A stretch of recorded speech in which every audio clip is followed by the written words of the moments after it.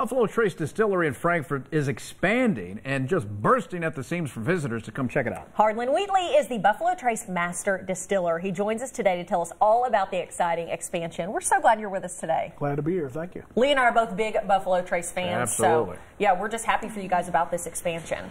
We used to have a little secret in Kentucky. It was known as bourbon.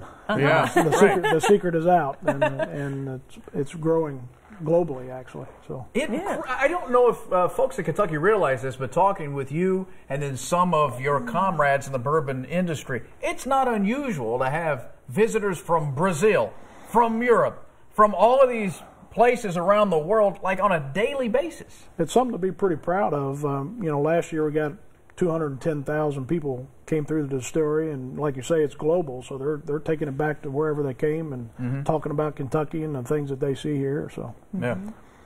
So what does it take to be a master distiller? I always find it so fascinating how you end up in this position. I mean, how did you land in this position? Yeah, well, for each distillery, it's a little different. At Buffalo Trace, we are more traditional. So I'm the 6th distiller since the Civil War, and wait a minute, that's it? Since the Civil War, it's like the Supreme Court. You hold it till you... No, it's a way of life, and so people tend to stick around. But for us, it's more traditional, and we, train under the distiller before, and then so take an apprenticeship. Apprenticeship under the distiller. You got an apprentice now?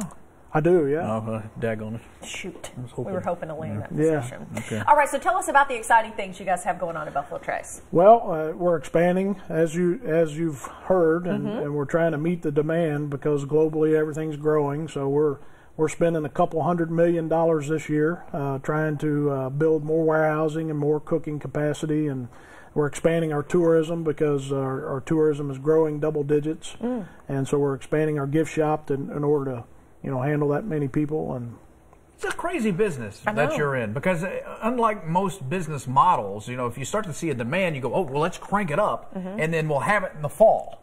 Right. Not for you guys.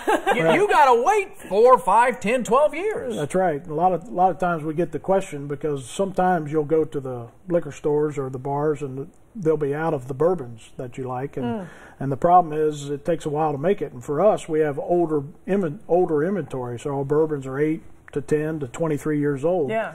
So in order to make more, we have to look way out into the future and make business plans in order to meet that demand. So. And can we talk about the discovery that you guys had there on property? Yeah, we in order to basically kind of sets us apart because authenticity is a big thing for us, and we wanted to look for our original distillery on site, and we were actually doing some foundation work and found the 1830s version of our distillery built by E.H. Taylor, and we dug it up, and now we're taking tours through there. We call it Bourbon Pompeii. Yeah. Right. Yeah. That is so cool. We want to come see that. You should definitely come see it. We're definitely going to come see it. Check out all the festivities and all the expansion details at buffalotracedistillery.com. Good to see you, buddy. Thanks for coming in. Thank you so much. We appreciate it.